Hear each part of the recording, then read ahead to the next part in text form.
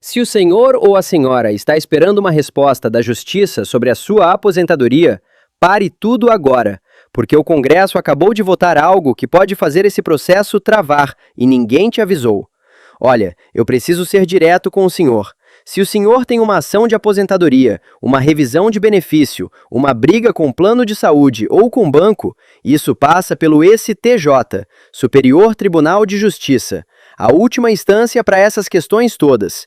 E o Congresso acaba de cortar a verba deles. Cortou, já foi votado. Imagina que o senhor entrou com o processo em 2019. Já são 6 anos esperando. 6 anos da sua vida olhando para o calendário, ligando para o advogado, perguntando se saiu alguma coisa. Agora, com menos dinheiro, menos funcionários, menos estrutura, quanto tempo mais vai demorar? Quanto? Antes, mesmo lento, o processo andava. Devagar, mas andava. Agora, com o orçamento cortado, o risco é o processo simplesmente parar na fila, ficar ali, congelado, e o senhor esperando. Esperando enquanto a conta de luz sobe, enquanto o remédio fica mais caro, enquanto aquele dinheiro que já é seu por direito continua travado lá dentro do sistema. E o pior, essa decisão não foi um acidente, foi uma escolha, e eu vou mostrar quem escolheu. Vamos aos fatos, sem enrolação. Primeiro, o Congresso votou pelo corte no orçamento do STJ.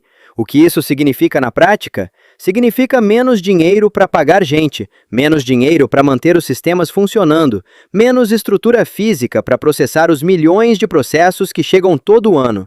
É como se tirasse a gasolina do carro e pedisse para ele andar do mesmo jeito. Segundo, o STJ não é um tribunal qualquer. Ele é a última palavra para milhões de ações em todo o país. Ações de previdência, de consumidor, trabalhistas que sobem para lá depois de anos de briga.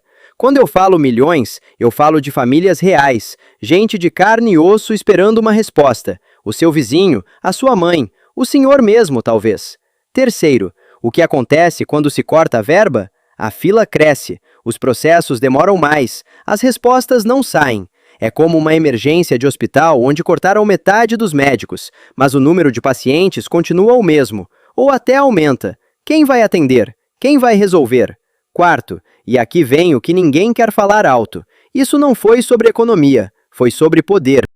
Esse corte aconteceu no meio de um conflito aberto entre o Congresso e o Judiciário, uma queda de braço entre quem faz as leis e quem julga se essas leis estão certas. E sabe quem fica no meio desse fogo cruzado? O senhor. Eu. A gente. E o senhor, que já esperou anos por uma resposta, foi consultado sobre isso? Ninguém perguntou pra gente. Ninguém ligou para saber se a gente aguenta esperar mais 6 meses, mais 1 ano, mais 2 anos. Porque lá em Brasília, quando brigam por poder, quem paga a conta somos nós. Sempre. Agora vem a pergunta que ninguém quer responder. Quem ganha com isso? Porque, olha, quando se limita o orçamento de um tribunal, se está limitando a capacidade dele de agir rápido, de agir com independência. É uma forma de pressão. Não é uma pressão aberta, com briga na televisão. É uma pressão silenciosa, feita com papel, com orçamento, com canetada. Mas o efeito é o mesmo, enfraquecer. Será que é coincidência que justamente as ações de aposentadoria e de consumidor ficam no meio desse fogo cruzado? Pensa bem.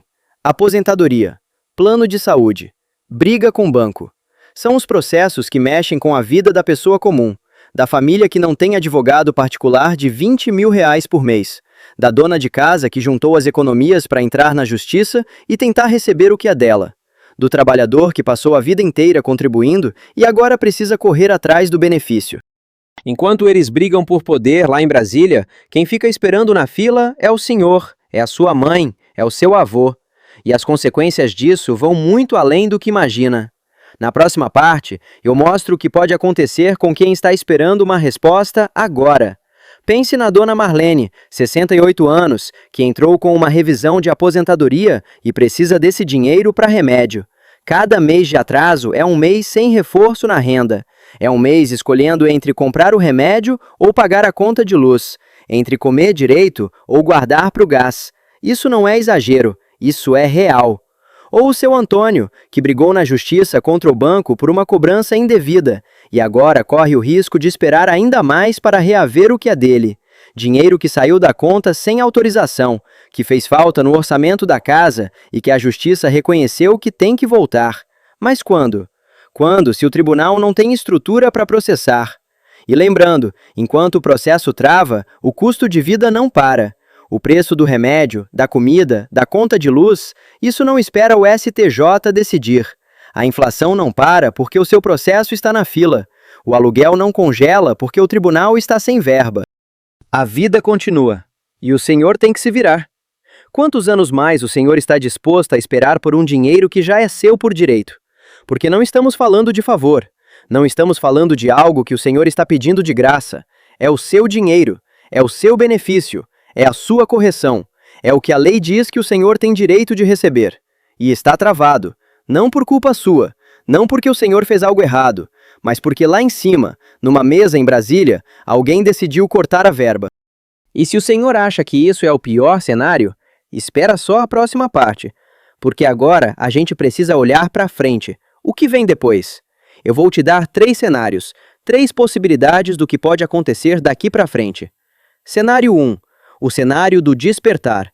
A sociedade vê o que está acontecendo, as pessoas começam a falar, a mídia pressiona, as redes sociais explodem e o Congresso recua.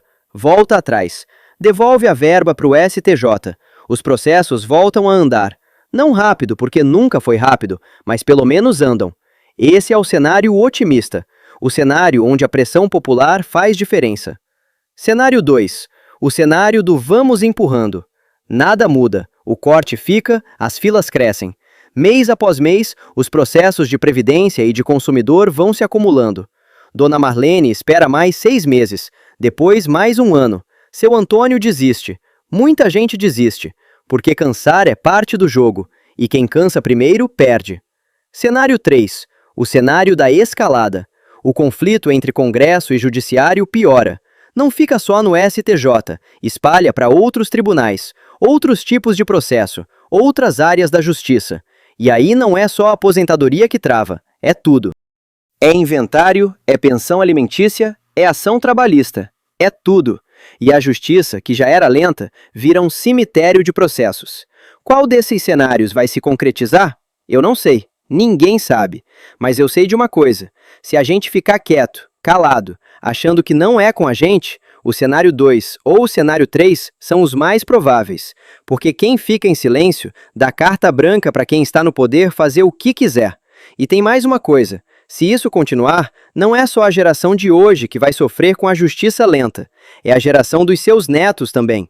Porque se a gente normaliza um tribunal sem estrutura, sem verba, sem condição de trabalhar, a gente está ensinando para o nosso filho, para o nosso neto, que esperar 10, 15 anos por uma resposta da justiça é normal, que desistir é normal, que ser ignorado é normal, e não é. Será que alguém em Brasília vai dar a cara a tapa e reverter isso, ou vamos ficar só esperando? Porque até agora, ninguém assumiu. Ninguém chegou na frente da câmera e disse, fui eu que votei pelo corte, fui eu que decidi que a aposentadoria do seu Antônio pode esperar mais um pouco, fui eu. Ninguém dá a cara, todo mundo esconde a mão.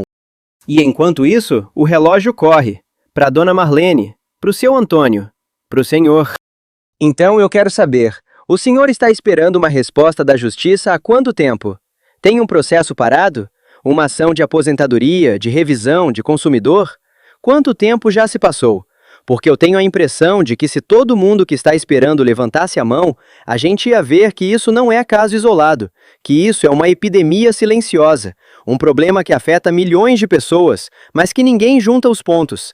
E se esse corte de verba te abriu os olhos, se te fez perceber que o problema não é só a justiça é lenta, mas sim, alguém está fazendo a justiça ficar mais lenta ainda, então presta atenção, porque isso aqui não para, a gente vai continuar de olho. Nas próximas votações, nos próximos cortes, nas próximas decisões que vão mexer diretamente com o seu bolso, com a sua aposentadoria, com a sua vida.